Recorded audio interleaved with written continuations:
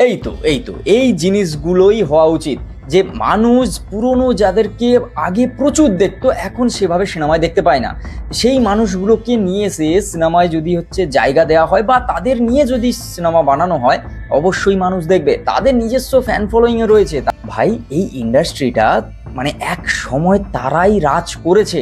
আমি কথা বলছি টোটা রায়চৌধুরীর কথা।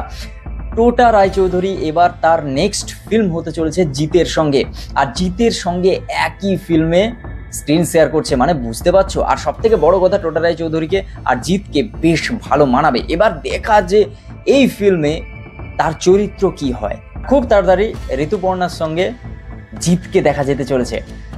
ভাই সাহেব, এটা এটা এটা মানে কি বলা যায়, এরকমই হলে তখনই মানে মানুষ আগে যাদেরকে দেখেছে, বহুদিন যাদেরকে দেখেনি সেভাবে, সেই মানুষগুলো যখন ব্যাক করবে তখন তাদের জন্য দর্শক আছে বস, তারা দেখবে। আর সবসময় একই জিনিস না হয়ে নতুনত্ব থাকা ভালো। যেরকম দেখো অনেক দিন পর এরকম একটা গল্প আসছে দেবী চৌধুরী রানী, যেটা হচ্ছে প্রসেনজিৎ আর শ্রাবন্তীর। ভাই পুজোর সময় ফাটিয়ে দেবে।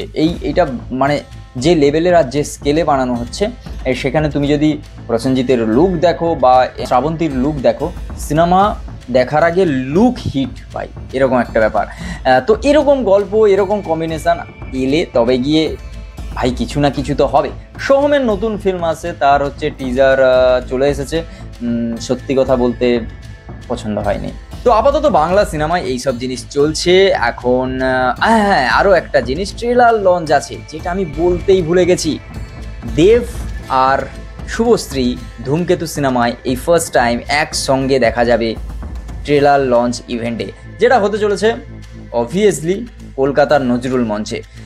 ওই ইভেন্টে যাওয়ার জন্যে টিকিট করা হয়েছিল, আর সেই টিকিটটা অ্যাভেলেবেল করা হয়েছে জাস্ট 10 মিনিটের মধ্যে, সোল্ড আউট হয়ে গেছে।